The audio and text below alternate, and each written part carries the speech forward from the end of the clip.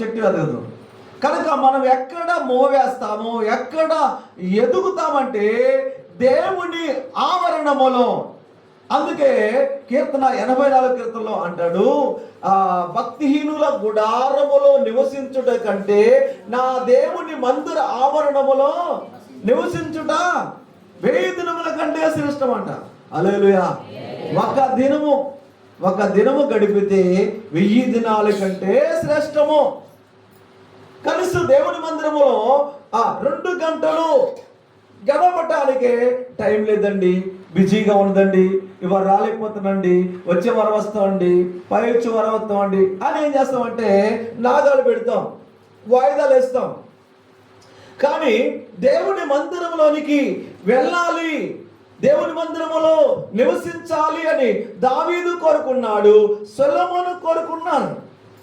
దావీదు రాజుగా ఉన్నప్పుడు ఎంతో బిజీ. గొర్రెలు కాసేటప్పుడు ఆ బిజీ వేరు.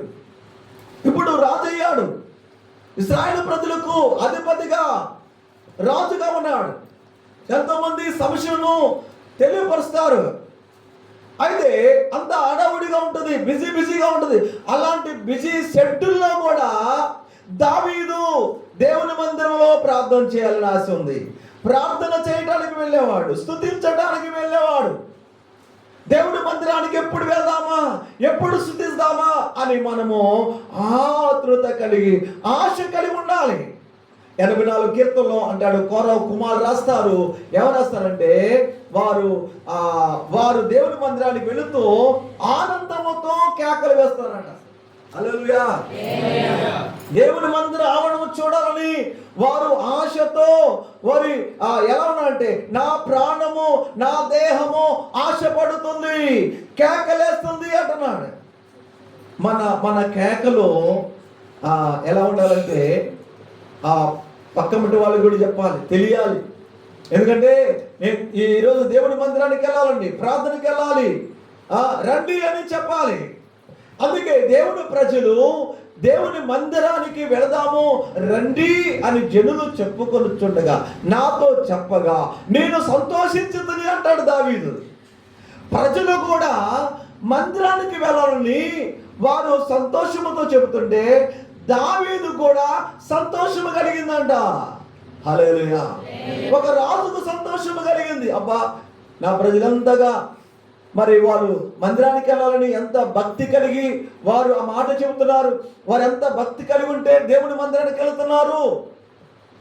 మనలో భక్తి ఉంటే మనం ఏం చేయము అంటే మనం ఇంటికాడ ఉండం, మనం ముచ్చట్లు పెట్టుకోము. ఏం చేయాలి? మందిరానికి వెళ్ళాలని హడావుడిగా పరిగెత్తుకుంటూ వస్తాం. మన పరుగు అన్నిలు చూస్తుంటారు. ఏంటింత అడవుడిగా, ఏ రోజు లేదు అడవుడి, ఈ రోజంతా అడవుడిగా పరిగెత్తున్నారు, ఏడకమ్మా ఎక్కడికి అని అనాలి. మేము వెళుతున్నాము సినిమాకి కాదు, మందిరానికి వెళ్తున్నాం. హల్లెలూయా, హల్లెలూయా. కనుక దేవుని మందిరానికి మనం హడావుడిగా పరిగెత్తుకొని వస్తున్నప్పుడు అమ్మో ఈ దేవుడు ఎంతో గొప్పవాడా వాళ్ళకి అర్థమవుతుంది. వాళ్ళు చూడాలి, వీళ్ళు చూడాలని కాదు, దేవుని మందిరానికి త్వరగా అటెండ్ అవ్వాలి, వెళ్ళాలి. ఆయన సన్నిధిలో నేను ఎప్పుడు కనపడుతున్నారు?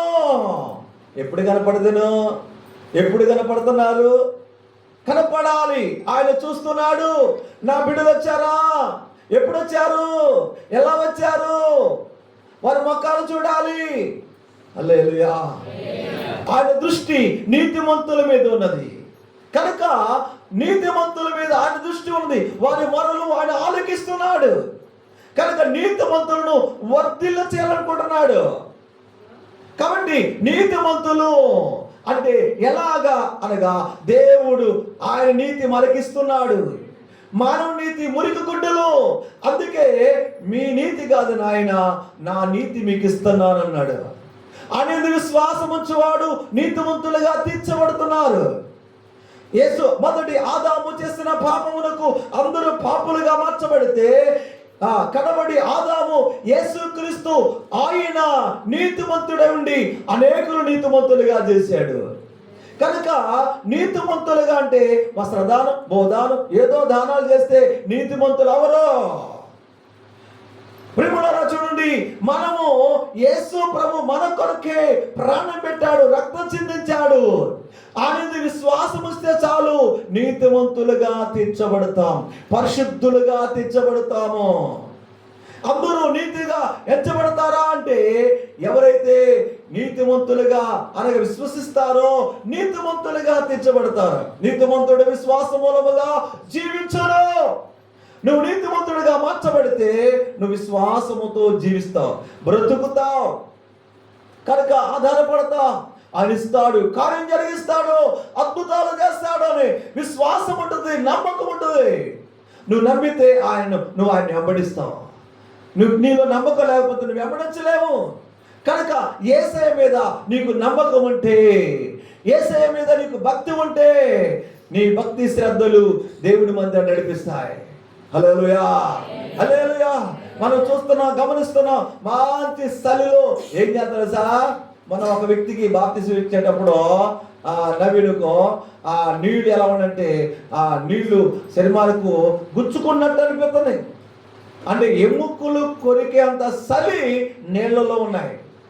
అటువంటి నీళ్ళలో భక్తులు వెళ్ళి ఏం చేస్తున్నారు, మునిగొస్తున్నారు. అంటే వాళ్ళ భక్తి ఎక్కడికి వెళ్తుంది, నీళ్ళలో ముంచడానికి తీసుకెళ్తుంది. కానీ అంత వ్యర్థమే, కానీ వాళ్ళ ప్రయాస వ్యర్థమే, కానీ మన ప్రయాస వ్యర్థము కాదు. హల్లెలూయా, హల్లెలూయా. కనుక చూడండి, అంటే భక్తి ఎక్కడ నీకుంటే భక్తి ఏం చేస్తుంది, నువ్వు ప్రార్థన చేస్తావు. నీలో భక్తి ఉంటే ఏం చేస్తావు, ప్రార్థనకు వస్తావు. కనుక దేవుని వాక్యం వినాలి, దేవుని సన్నిధిలో కనపడాలి, కనపడాలనే ఆలోచన, ఆ ఆతృత ఉంటుంది. కాబట్టి ఇక్కడ గమనించినట్లయితే నీతిమంతులు దేవుని ఆవరణములో వర్ధిల్లుతారు. సామెతలు 11:10 నీతిమంతులు ఆ పట్టణములో ఉంటే ఆ పట్టణాన్ని సంతోషం అంటారు. హల్లెలూయా. నీతిమంతులు ఆ పట్టణంలో ఉంటే పట్టణానికి సంతోషము. అంటే చూడండి, రాష్ట్ర ముఖ్యమంత్రి వచ్చాడనుకో, ఆ ముఖ్యమంత్రి సరిగా వెళ్ళలేదనుకోండి, ఎప్పుడు పోతాడా ఎప్పుడు దిగిపోతాడా చూస్తారు. మంచి పరిపాలన ఉందనుకో, పర్వాలేదు, రెండోసారి వస్తే బాగుండదు. అంటే ప్రజలు పరిపాలన చూస్తుంటారు, వారి యొక్క మంచితనం చూస్తారు, వారి యొక్క నీతి పరిపాలన చూస్తుంటారు. అయితే చూడండి ప్రియులారా, మరి నీతిమంతులు దేవుని బిడ్డలు ఏ పట్టణంలో ఉంటారో, ఏ గ్రామంలో ఉంటారో, సేవకుడు ఎక్కడుంటాడో అక్కడ ఆ పట్టణానికి, ఆ గ్రామానికి సంతోషము. అపోస్తలుల కార్యం 8వ అధ్యాయములో అక్కడ సమరయ పట్టణములకు పిలుపు వెళ్ళాడు. ఆడికి వెళితే అక్కడ అడుగు పెట్టగానే అక్కడ రోగులు స్వస్థపడ్డారు, దెయ్యాల నుంచి విడుదల పొందారు. ఆ పట్టణ ప్రజలంట మిగులు సంతోషం కలిగిందంట. హల్లెలూయా.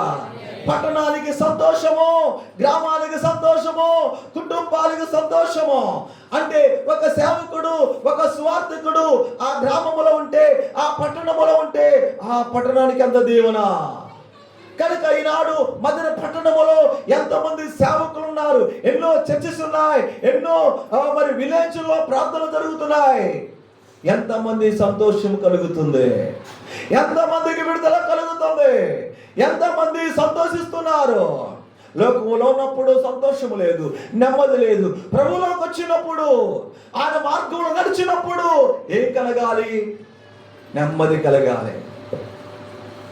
యేసే అంటున్నాడు, నా ఎద్దుకు రండి, నేను మీకు విశ్రాంతిని కలగజేస్తా అంటున్నాడు.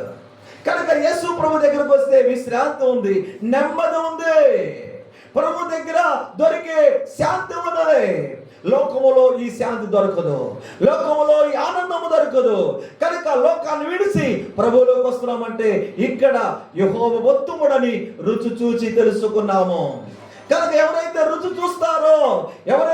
చూస్తారో వారికి అర్థమైంది, ఇందులో ఉన్న ఆ సీక్రెట్ ఏంటో, ఆ మధురం ఏంటో అర్థమైపోద్ది. తేనె నాగితే అర్థమైంది తేనె నాగిన వాడికి, ఏంటే ఎంత మధురం కొడదో తేనె అని. కానీ జుట్టు తేనె దారుల కంటే మధురమైనది అంటాడు దేవుని వాక్యము. కనుక తేనె కంటే మధురమైనది, తేనె మధురమైతే దానికంటే మధురమైనది. నువ్వు తాకి చూడాలి, నాకు చూడాలి. ఆ రుచి చూడాలి, అప్పుడే నీకు అర్థమైంది అందులో ఉన్న మాధుర్యము. హల్లెలూయా, హల్లెలూయా.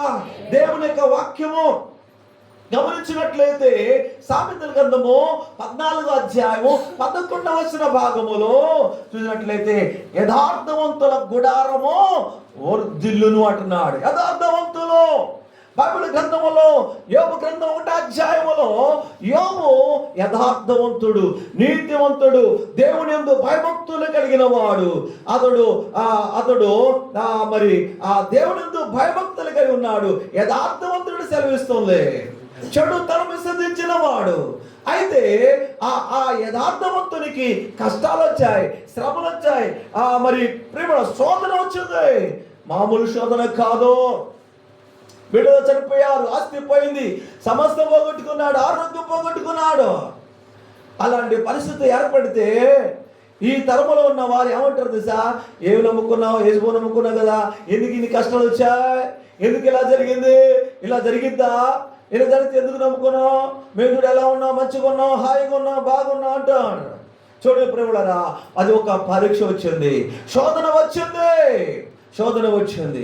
ప్రేమలారా, ధనవంతుడు, ఊజు దేశంలో గొప్పవాడు, ఆశీర్వదింపబడిన వాడు, అతనికి శోధన వచ్చింది.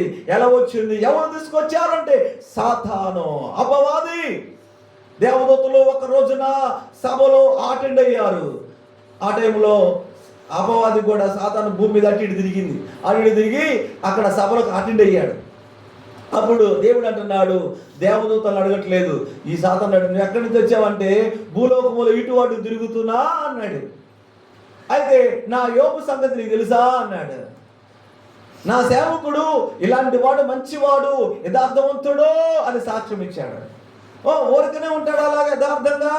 ఆయన తీసే చూద్దాం, నేను దూషించి వెళ్ళిపోతాడు అన్నాడు. కానీ అలాంటి వాడు కాదు నా సేవకుడు. హల్లెలూయా, హల్లెలూయా. చూడండి, అపవాది సాతాను దేవుని దగ్గర పర్మిషన్ తీసుకుని వచ్చాడు. దేవుని దగ్గర పర్మిషన్ తీసుకొచ్చి యోబును శోధించాడు. మామూలు శోధన కాదు, భయంకరమైన శోధన. ఒకటి తర్వాత ఒకటి, శ్రమ వెనక శ్రమ, మరి నష్టము, శోధన. ఆ జీవితంలో ఎన్నడూ చూడని శోధన ఎదుర్కొన్నాడు. అయినా సరే దేవుని స్తుతిస్తున్నాడు. భార్య అంటుంది, ఏవయ్యా ఎంతగా స్తుతిస్తున్నావు, దేవుని దూషించి మరణం రాదా అన్నది. కానీ మూర్ఖురాల మాట్లాడినట్లు మాట్లాడుతున్నావు. యెహోవా స్తుతి కలుగును గాక, దేవుని మహిమ కలుగును గాక అని స్తుతించాడు.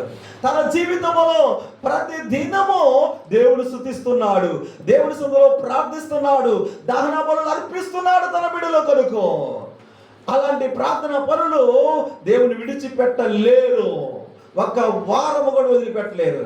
కనుక యోబు ఉన్న విశ్వాసము, ఆ యొక్క ప్రార్థన, భక్తి, సాతాను ఓడిపోయాడు, ఆ దేవుడు గెలిచాడు. హల్లెలూయా, హల్లెలూయా. చూడండి, దేవుడు తన బిడ్డల విషయంలో ఎవరిని శోధించడో, కానీ సాతాను శోధిస్తాడు. ఎందుకో?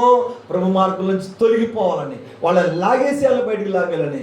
కనుక మనం ఓర్చుకోవాలి. కొంచెం ఓర్చుకున్నట్లయితే మరి ఆ శోధనలు జయించగలము. కనుక ప్రియులారా, ఓర్చుకోవాలి, ఓర్పు కావాలి, సహనము కావాలి. కనుక నీతిమంతులు, యథార్థవంతులు వారు వర్ధిల్లుతారు.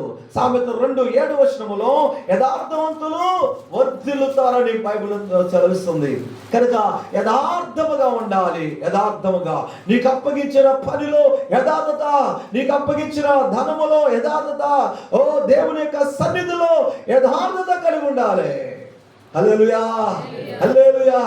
అందుకే దేవుడు ఏది అప్పగిస్తాడో ఆ అప్పగించిన దాంట్లో యథార్థంగా ఉండాలి. హల్లెలూయా, హల్లెలూయా. కనుక ప్రియులారా, మరి అన్యుల దగ్గర ఉన్నా సరే యథార్థంగా ఉండాలి. చూడండి, నమ్మకస్తుడైన దానియేలు గ్రంథము 6వ అధ్యాయము 28వ భాగములో కోరేషు ప్రభుత్వ కాలములో దానియేలు వర్ధిల్లాడంట. కోరేషు ప్రభుత్వ కాలమనే కాదు, నెబ్కద్నెజరు రాజు కాలములో వర్ధిల్లాడు, బెల్షస్సరు కాలములో వర్ధిల్లాడు, కోరేషు ప్రభుత్వ కాలంలో వర్ధిల్లాడు. కానీ అందరు ఉద్యోగాలు ఊడిపోయినా దానియేలు ఉద్యోగం ఊడిపోలేదు. రాజులందరూ గతించిపోయారు, దానియేలు గతించిపోలేదు. స్టెప్ బై స్టెప్ అతడు గొప్పవాడిగా మారిపోయాడు. ఎందుకంటే దానియేలు నమ్మకస్తుడు. దానియేలుకు అప్పగించిన ట్రెజర్ పోస్టులో నమ్మకంగా ఉన్నాడు, యథార్థంగా ఉన్నాడు. ఇడు మనవాడు కాదు, మన ఊరువాడు కాదు, మన దేశస్థుడు కాదు, మన ఊరు వచ్చి ఇతడు పెద్ద పోస్టును సంపాదించాడు, అసలు మనకు రావాల్సిన పోస్ట్ ఇతరులకు వచ్చింది, వీడు చంపేస్తే లేపేస్తే ఆ పోస్టు నాకు వస్తుందని అసూయపడ్డారు దానియేలు మీద. ప్రేమలరా, అయితే ఒకటి ప్రార్థన తప్ప అతడు ఏమి చేయడు కనుక ప్రార్థన విషయంలో మనం లోపం పట్టుకోవాలని రాజు దగ్గరికి వెళ్ళి ఒక ముద్ర వేయించుకొని వచ్చారు. దేవునికి మనుషులకు ఎవరికో మనవి చేయకూడదు, అలాంటి ఒక శాసనం పుట్టించమని అన్నప్పుడు 4 రోజులు అలాగే రాజు ఆలోచించకుండా ముద్ర వేసాడు, పంపించేశాడు. మాదీయులు పారసీకుల చట్ట ప్రకారంగా ఎవరు కూడా కొట్టివేయడానికి లేదు. దర్యావేషు రాజు కాలంలో దానియేలు ప్రార్థన చేస్తున్నాడు. ఇట్టి శాస్త్రము వచ్చిన సంగతి తెలుసుకున్నా కూడా దానియేలు ప్రార్థిస్తున్నాడు. ప్రార్థిస్తే సింహాలపంలో వేస్తారు, చంపేస్తారు సంగతి తెలుసు కూడా ప్రార్థించాడు. అన్నిల దగ్గరికి వెళ్తేనే ప్రార్థన మర్చిపోతాం. బంధువుల దగ్గరికి పోయి వాళ్ళు అన్నిలు కదా, మన ప్రార్థన చేస్తే ఎగతాళి చేస్తారు, మనం ప్రార్థన చేస్తే వాళ్ళు ఏమనుకుంటారు, ప్రార్థన చేయం. ఎంత భక్తో అర్థమైపోద్ది. అన్నిల దగ్గరికి పోతే నీ భక్తి ఎంతో అర్థమైపోద్ది. ఎంత భక్తి ఉందో, ఎంత ప్రార్థన ఉందో.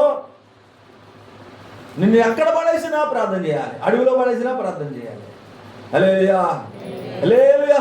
దానిని తీసుకెళ్ళి సింహాలమూలలో వేస్తే దర్యావేషు రాజు అన్నపానాలు పుచ్చుకోలేదు, నాట్యగతులను ఆపేశాడు, దుఃఖ స్వరముతో ఉన్నాడు. నమ్మకమైన దానియేలు చంపబడుతుంటే అతడు సైలెంట్గా ఉండలేదు. అతడు ఆ బోన్ దగ్గరికి వెళ్ళి దుఃఖ స్వరముతో మాట్లాడుతున్నాడు.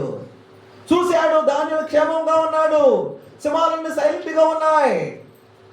రాజు అంటున్నాడు, ఏమన్నాడంటే, దేవుని సేవకుడు అయినా దానియేలు, నీ దేవుని రక్షింపగలిగినా.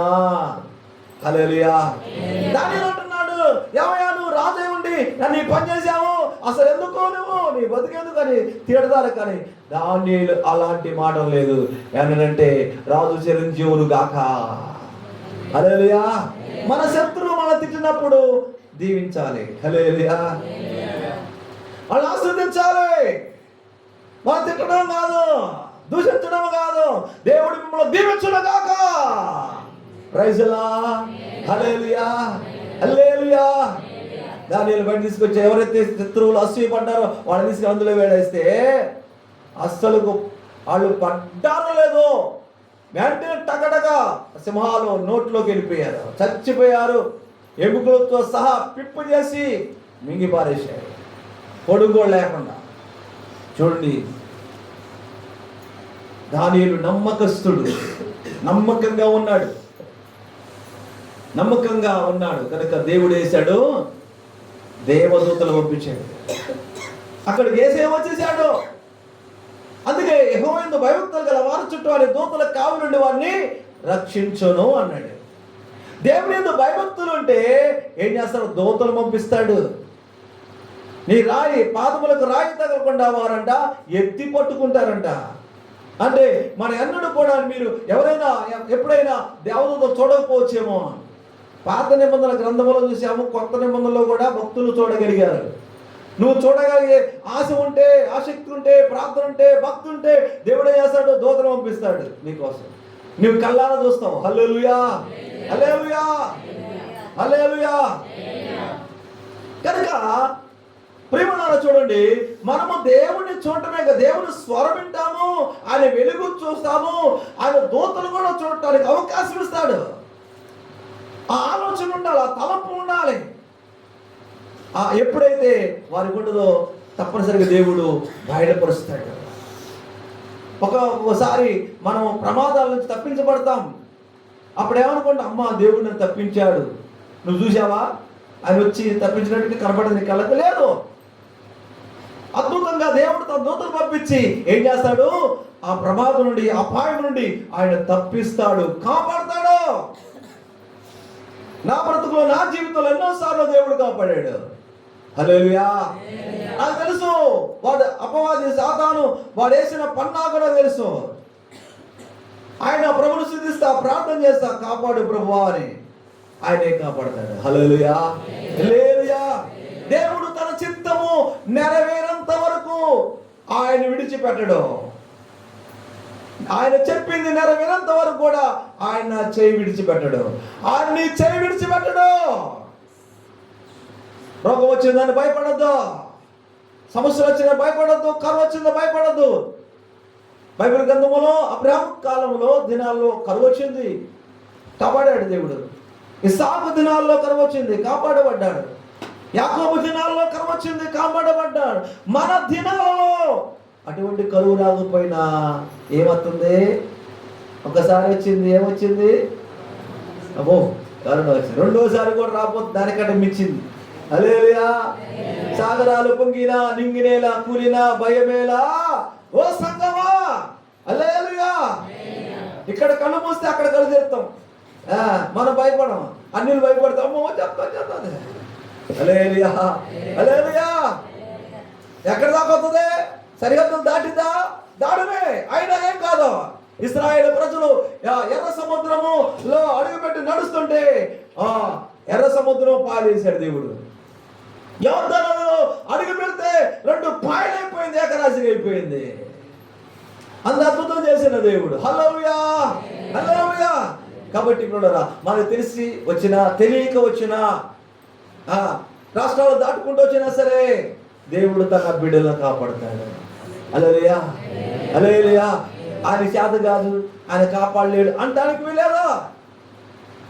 కానీ ఒకవేళ కొందరు చనిపోయినా ఎక్కడికి వెళ్తారు? చక్కగా హాయిగా పరలోకంలో కూర్చుంటారు.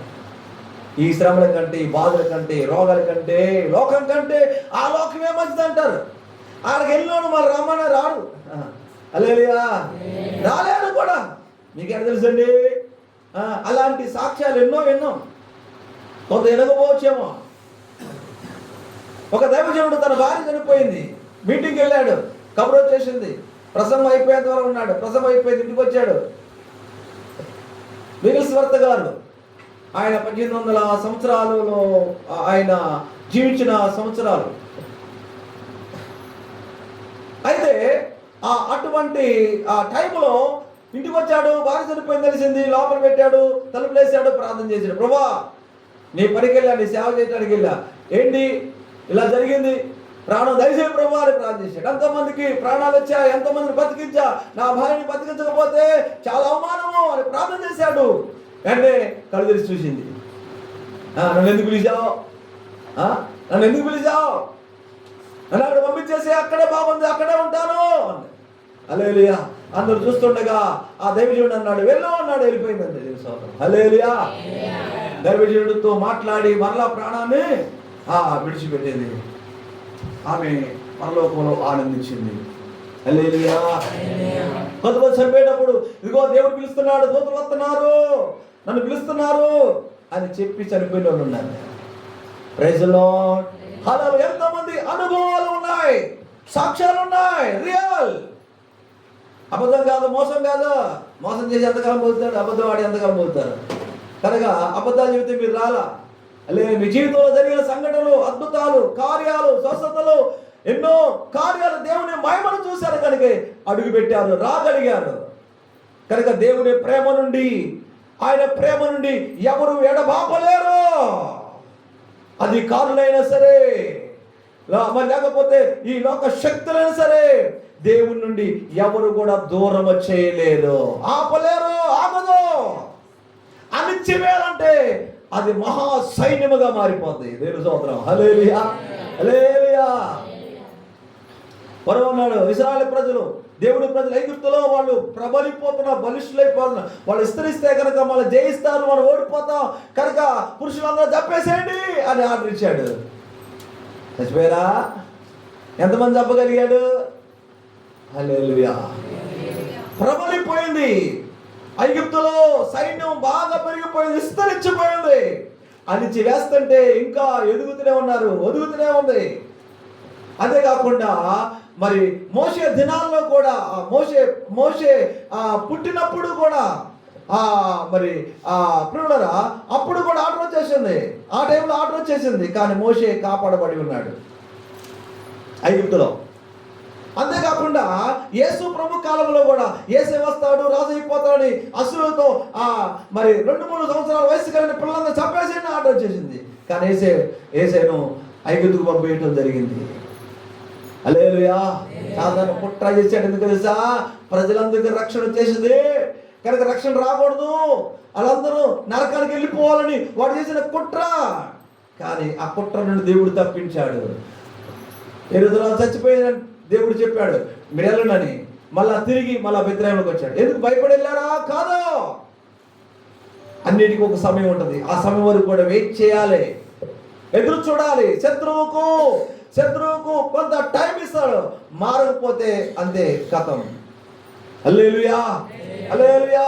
చూడు, దేవుడి యొక్క వాక్య భావాలు గమనించినట్లయితే దానియేలు నమ్మకస్తుడు, కోరెసు కాలంలో వర్ధిల్లాడు. బైబిల్ గ్రంథంలో ఆదికాండం 39:2 దేవుడు యేసోపుకు తోడుగా ఉన్నాడు. యేసోపు అక్కడ ఆ ఐగుప్తులో వర్ధిల్లాడంట. దేవుడు అతనికి తోడుగా ఉండటము ఆ యొక్క పోతీఫరు చూశాడు. అన్యులు చూస్తున్నారు, వర్ధిల్లటము, ఆశీర్వదింపబడటము, ఎక్కడికి వెళితే అక్కడ ఆశీర్వాదము సఫలం చేస్తున్నాడు దేవుడు. దేవుని బిడ్డలు ఎక్కడికి వెళ్ళినా అక్కడ పనులు సఫలం అవ్వాలి, పనులు ఆగిపోకూడదు. నా పని ఎందుకు ఆగిపోతుంది? అడుగుపెట్టిన ప్రతి స్థలము కూడా దేవుడు శాశ్వతంగా ఇస్తా అన్నాడు కదా. ఏమంటాడు? నేను అడుగుపెట్టిన ప్రతి చోట నేతిలో పడింది అంటున్నాడు. నేతిలో పడింది అంట. ఎక్కడ? బురదలో కాదు, గుంటలో కాదు, ముళ్ళకంపలో కాదు, నేతిలో పడిందంటే ఎంత అదృష్టం, ఎంత దీవెనో చూడండి. కనుక మనము పెట్టిన అడుగు నేతిలో పడాలి. అడుగు పెట్టిన ప్రతి స్థలము దీవించబడాలి, ఆశీర్వదింపబడాలి. కనుక దేవుడు ముందుగా మనలో చూశాడు తల్లి గర్భములో ఉన్నప్పుడే. అందుకే ఈ స్థలానికి రాగలిగాం, లేకపోతే అంత సామాన్యంగా రాము. కాబట్టి ఆయన ఎన్నికలో ఉన్నాము. ఒక వయసు వచ్చేంత వరకు నువ్వు లోకంలో ఉంటావు. ఆ తర్వాత ఆ సమస్య రాగానే, బలహీనత రాగానే ఈ దేవుడు తప్ప ఎవరు చేయలేరు, డాక్టర్లు కూడా చేయలేరని యేసే దగ్గరికి వచ్చి పడతావు. అప్పుడు ఆయన నిన్ను స్వస్థపరిచి బాగు చేసి తన వైపుకు మళ్ళించుకుంటాడు. ఎందుకు సూచక్రియలు అద్భుతాలు జరుగుతున్నాయంటే నువ్వు ఆయన నమ్మటానికి, ఆయన వెంబడించడానికి, తండ్రిని మయపరచడానికే ఆ కార్యాలు. కానీ నువ్వు మయం పొందడానికి కాదు, నేను మయం పొందడానికి కాదు, దేవుని మయమార్థమే జరుగుతున్న కార్యాలవి. 2 సమూయేలు గ్రంథము 5:10 దావీదు వర్ధిల్లాడు. అంతకంతకు వర్ధిల్లాడంట. సౌలు కుటుంబీకులు అంతకంతగా నీరసిల్లిపోయారు. వాళ్ళు నీరసిల్లిపోతున్నారు, వీళ్ళు వర్ధిల్లుతున్నారు. సౌలు రాజుగా ఉన్నాడు, నీరసిల్లిపోయాడు. దావీదుకు రాజుగా కాకముందే దేవుడు ఆశీర్వదిస్తున్నాడు, అభిషేకం ఇచ్చాడు. ఎందుకు సౌలు అంతకంతకు నీరసిల్లిపోయాడంటే దేవుని మాట వెళ్ళలేదు, అవిధేయత చూపించాడు. చెప్పిన మాట లేదు, విచారించట్లేదు, దేవుని దగ్గర అడగట్లేదు. ఏదైతే మంచి అనుకున్నాడో చేసేస్తున్నాడు. రాజు కనుక ఏం చెప్పినా సెలమని అయిపోద్ది అనుకున్నాడు. కనుక దైవజనుడు వచ్చేంత వరకు ఆగలేదు. వేసాడు, బలిపీఠం మీద దహన బలి అర్పించేశాడు. రానే వచ్చేసాడు దైవజనుడు. ఎందుకు ఇలా చేశావు? బలి అర్పించడం కంటే దేవుని మాట వినుట శ్రేష్టము అన్నాడు. కానీ పశ్చాత్తాపడ్డాడు. కానీ అతడు ఏం చేయలేదంటే మార్పు చెందలేదు. ఒకప్పుడు సౌలు ప్రవచించాడు, కానీ అంత ప్రవచన వరం ఉన్నా కూడా అతడు ఏమాత్రం కూడా ఆత్మీయతలో కొనసాగలేదు. కానీ దావీదు ప్రియులారా, నా హృదయానుసారుడు అన్నాడు దేవుడు. నా హృదయానుసారుడు. దావీదు దేవుని స్తుతిస్తున్నాడు, ఆరాధిస్తున్నాడు. ఎప్పుడు వెళ్ళాలి దేవుని మందిరానికి అని ఆరాధపడుతున్నాడు. అలాంటి వ్యక్తిని దేవుడు వాడుకున్నాడు, వర్ధిల్ల చేశాడు. ఏదేదో చేస్తే వర్ధిల్లుతాం అనుకోవటానికి వీల్లేదు. దేవుడి కృప దావీదు మీద ఉంది. నా కృప సౌలును విడిచినట్లుగా దావీదును దావీదుకు దూరం చేయనన్నాడు. కనుక చూడండి ప్రేమలారా, దేవుడు మన మీద చూపుతున్న కృప దూరం చేయకూడదు. హల్లెలూయా. ఆయన కృప మనకు దగ్గర అవ్వాలి. ఆయన కృప చేతనే వర్ధిల్లుతున్నాము, ఆయన కృప చేతనే దీవించబడుతున్నాం. చదువులు బట్టి కాదు, జ్ఞానాన్ని బట్టి కాదు, ఆస్తులున్నా మన పితరులు ఆస్తులు బట్టి కాదు. దేవుడి కృప. దేవుడి కృప లేకపోతే ఈ లోకములో ఎవరు వర్ధిల్లలేరు, వారు గొప్పవాళ్ళు కాలేరు. కనుక నా మేధా స్థితి, నా జ్ఞానము, నా చదువు, నా విద్యను బట్టి ఇలా ఉన్నతమైన స్థితిలో ఉండాలని అనుకోవటానికి వీల్లేదు. హల్లెలూయా, హల్లెలూయా. కనుక దేవుడిచ్చిన కృప. దావీదు అంటాడు, అయ్యా నేను ఎంత అల్పుడునయ్యా, ఎంత అల్పుడును, నన్ను దీవిస్తున్న నా కుటుంబము ఎన్నిక లేనిదయ్యా అని దావీదు తగ్గించుకుని ప్రార్థన చేస్తున్నాడు. అంతగా దీవించబడిన దావీదు మెఫీబోషెతుతో అంటున్నాడు, నీవు నా బల్లా దగ్గర ఎల్లప్పుడూ భోజనం చేయి. హల్లెలూయా. దేవుడు నన్ను ఆస్వాదించాడు, దేవుడు నన్ను దీవించాడు. కనుక నీవు నా దగ్గర ఏం చేయాలి? భోజనము చెయ్యి, ఎల్లప్పుడూ చెయ్యో. నేను కుక్కనయ్యా, నీ దగ్గర భోజనం చేయడం ఏంటయ్యా? హల్లెలూయా, హల్లెలూయా. ఒక రాజు కుంటివాడిని తీసుకొచ్చి బల్లా దగ్గర భోజనం చేయడానికి వీల్లేదు, ఒక భిక్షగాడిని తీసుకొచ్చి బల్లా దగ్గర భోజనం చేయడానికి వీల్లేదు, అంటరాని వాడు అపవిత్రులను తీసుకొచ్చి భోజనం చేయడానికి వీల్లేదు. కానీ దావీదు అన్నాడు, నా బల్లా దగ్గర ఎల్లప్పుడూ భోజనం చేస్తా. హల్లెలూయా. బల్లా దగ్గర కూర్చుంటే నీ అవిటితనం ఎవరికి కనపడదు. హల్లెలూయా. బల్లా దగ్గర ఉన్నంత వరకు అవిటితనము, ఆ లోపము ఎవరికి కనపడదు. దావీదు దగ్గర అతడు మెఫీబోషెతు ఎల్లప్పుడూ కూడా సదాకాలం భోజనం చేశాడు. కనుక చూడండి, మనందరము కూడా అపవిత్రమైన జీవితం కలిగిన వారము. దేవుడు కూడా ఇష్టపడడు, ఎందుకంటే అంత ఘోరమైన పాపులము. అయితే యేసయ్య ఆయన కృప చేత మనల్ని పిలిచాడు. సమీపించరాని తేజస్సుకు ప్రియుడా మనల్ని పిలిచి ఉన్నాడు. దేవుని మందిరం అంటే, దేవుని సన్నిధి అంటే అది దేవుని యొక్క మరి ప్రకాశమైన వెలుగు తేజస్సుకు అక్కడ మరి అతి పరిశుద్ధ స్థలంలో ఉంటుంది. అక్కడకు ఎవరు వెళ్ళటానికి లేదు, ప్రధాన యాజకుడు తప్ప. మనందరము కూడా పురుషులు స్త్రీలు అందరూ కూడా దేవుడి మందిరానికి వచ్చి దేవుడిని ఆరాధించుకునే భాగ్యం దేవుడిచ్చాడు. హల్లెలూయా, హల్లెలూయా. ఇంత గొప్ప భాగ్యము దేవుడు అనుగ్రహించాడు ప్రియులారా. అయితే చూడండి, మూడవదిగా మనిషే. మొదటి దినవృత్తాంతం 5:23 మనిషే అర్ధగోత్రము వారు దేవుడు వర్ధలు చేశాడు. అర్ధగోత్రం వారిని దేవుడు వర్ధలు చేశాడు. మనిషే సంతతి అంట, జాతి అంట, వారు వ్యాపించారు. వారి జాతి వ్యాపించదు. ప్రేమలో చూడండి, మనిషి ఎవరు? ఎఫ్రాయిము ఎవరు? యాకోబు మనోళ్ళు. యాకోబు వారిని ఆశ్రదిస్తాడు. తన కుడి చెయ్యి మరి చిన్నవాడిని పెట్టి, ఎడమ చెయ్యి మరి పెద్దవాడిని పెట్టేశాడు, దీవించాడు. అయితే మనిషే వర్ధిల్లాడు. మనిషి అర్ధగోత్రము వర్ధిల్లుంది. దేవుడు త్రోసివేయలేదు, తీసివేయలేదు. కనుక ఎంతటి ఘోరమైన పాపినా సరే ఆయన ఏం చేస్తాడు? దగ్గర తీసుకునే దేవుడు, ఆయన పలకరించే దేవుడు, ఆయన ప్రేమించే దేవుడు, ఆయన రక్షించే దేవుడే ఉన్నాడు. హల్లెలూయా, హల్లెలూయా. చూడండి, ఇప్పుడు మనం తెలుసుకున్నాము ఎవరు వర్ధిల్లుతారు, ఎక్కడ వర్ధిల్లుతారో తెలుసుకున్నాం. అయితే ఎవరు వర్ధిల్లరు? సామెతల గ్రంథము 28:13 అతిక్రమములు దాచిపెట్టువాడు వర్ధిల్లడు. ఎవరు వర్ధిల్లరు? సామెతల 28లో అతిక్రమములు దాచిపెట్టువాడు వర్ధిల్లడు, వాటి ఒప్పుకొని విడిచిపెట్టువాడు వెనకరం ఉంటాడు. అయితే రెండవదిగా గమనించినట్లయితే ద్వితీయోపదేశకాండ 28:29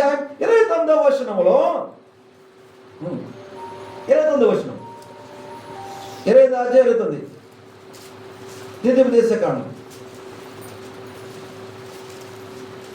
20వ అధ్యాయంలో మొదటి వచనంలో చూసినట్లయితే, దేవుని మాట శ్రద్ధగా విని వాటిని గైకొని అనుసరించినట్లయితే నీ గర్భఫలం భూఫలము దుఃఖిడద్దులు దీవించబడతాయి అన్నాడు. అయితే అదంతా కూడా ఆశీర్వాదాలు పట్టి. తర్వాత మనం 29వ వచనంలో మనం చదివినట్లయితే అక్కడ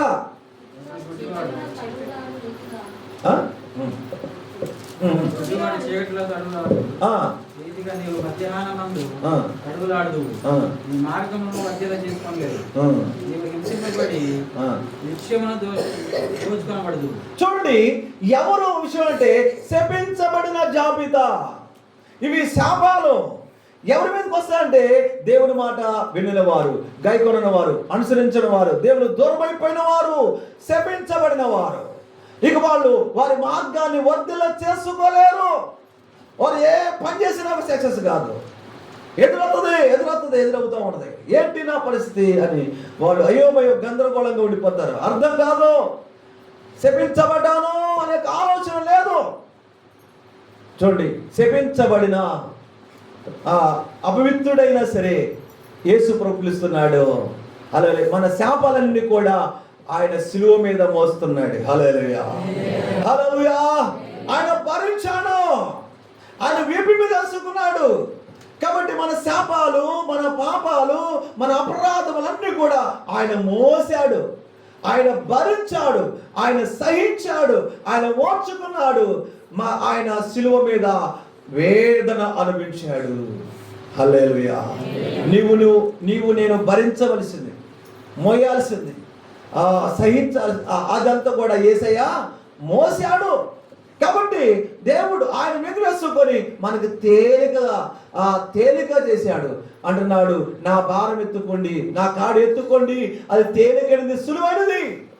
సాతాను కాడి వదిలిపెట్టండి, నేను మోసేస్తాను, ఇదిగో నా కాడి ఎత్తుకోండి, తేలికైనది.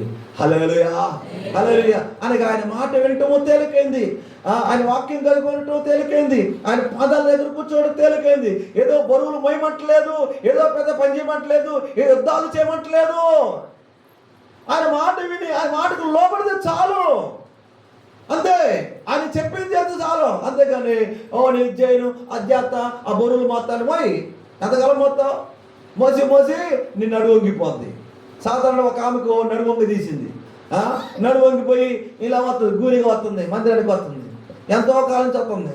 యేసు ప్రభు సమాజ మందిరంలోకి వచ్చాడు. వచ్చిన తర్వాత ఆమె వైపు చూశాడు, అమ్మా నువ్వు చక్కగా నిలబడు, హల్లెలూయా, హల్లెలూయా, నీ బలహీనత నుంచి విడుదల పొందావన్నాడు. ఆమె ఎంతో కాలం సాతాను చేత బంధించబడింది, కట్ల చేత బంధించబడింది. యేసయ్య ఎప్పుడైతే చెప్పాడో ఆ కట్లు తెంచబడ్డాయి. హల్లెలూయా, హల్లెలూయా, హల్లెలూయా. మన సంఘానికి వచ్చిన వారిలో కొందరు సాతాను చేత కట్లతో బంధించబడి ఉన్నారు. వారి కట్లు పటాపంచలైపోయాయి. హల్లెలూయా, హల్లెలూయా, హల్లెలూయా. కనుక చూడండి, మనకు తెలియని కట్లు ఉంటాయి, బంధకాలు ఉంటాయి, మరణ బంధకాలు. ఏంటి బంధకాలు అంటే ఇంట్లో వచ్చే శోధన సమస్య చూసి ఎందుకు నా బతుకు చావటం మేలు అనే యొక్క ఆలోచనలు వస్తామండి. వాడికి ఏం బంధకాలు అంటే మరణ బంధకాలు. కాబట్టి ఏం చేయాలి? ఆ మరణ బంధకాల నుంచి విడిపించయ్యా. హల్లెలూయా, చెప్పండి గట్టిగా, హల్లెలూయా. మరణ బంధకాల నుంచి విడిపించబడాలి.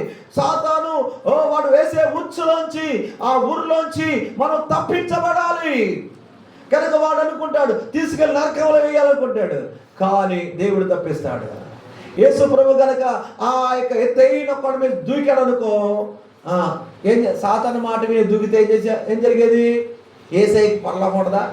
యేసయ్య ద్వారా మన రక్షణ వచ్చేది కాదు.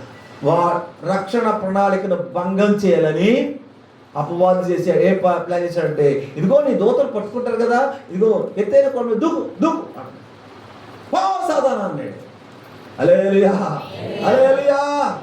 ఇదిగో ఒక నమస్కారం చేయి, ఈ లోక రాజ్యాలు నా సోదరులో ఉన్నాయి, ఇచ్చేస్తాను, ఒక్క నమస్కారం. వాడు కోరుకుంటున్నాడు, నీ దేవుడని యెహోవాను మొక్కు పో అని గద్దించాడు. హల్లెలూయా. చూడండి ప్రియులారా, సాతాను యేసు ప్రభునే శోధించాయి. వాక్యాన్ని ఎత్తి పట్టుకొని వాక్యాన్ని చూపించి యేసయ్యతో మాట్లాడింది. మరి దేవుడు మనతో వాక్యం ద్వారా మాట్లాడతాడు. సాతాను కూడా ఏం చేస్తాడు? వాడు కూడా ప్రసంగం చేస్తాడు. నాకంటే నీకంటే గొప్ప ప్రసంగం చేస్తాడు.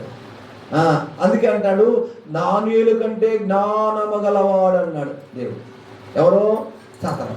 దానియేలు కంటే అంటే దానియేలుకే గొప్ప జ్ఞానం ఉంది, ఆమెకంటే జ్ఞానము గలవాడు అంటే సాతాను. మరి అలాంటి సాతాను యొక్క కుయుక్తు నుండి మనం ఎలా బయటపడాలి? ఎలా బయటికి రావాలి? దేవుడి యొక్క వాక్యం చదువుతుంటే, వాక్యం వింటుంటే, ప్రార్థన చేస్తుంటే, దేవుడితో సహవాసం చేస్తుంటే దేవుడే ఏం చేస్తాడు? వాడి చేతులోంచి మనల్ని విడిపిస్తాడు, కాపాడుతాడు, విడిపిస్తాడు, బంధకాలు తెంచుతాడు. దావీదు అంటాడు, నా కట్లు విప్పినందుకు నీకు కృతజ్ఞతాస్తుతులు చెల్లిస్తున్నా అంటాడు 116వ కీర్తనలో. హల్లెలూయా. ప్రియములారా చూడండి, మన కట్లు తెంచబడాలి. ఓ ప్రియములారా, సాతాను కట్లు తెంచబడాలి. ఓ మరణ బంధకాలు తెంచబడాలి. నువ్వే కట్లతో ఉన్నావో, ఏ బంధకాల్లో ఉన్నావో, ఓ ప్రియములారా, దేవుడి యొక్క సన్నిధిలో ప్రార్థించినప్పుడు ఆ కట్ల నుండి విడుదల పొందుకుంటాము. ప్రార్థన చేసుకుందాం. అందరూ తలలు వంచండి. హల్లెలూయా, హల్లెలూయా, హల్లెలూయా, హల్లెలూయా, హల్లెలూయా, హల్లెలూయా, హల్లెలూయా. ఆయన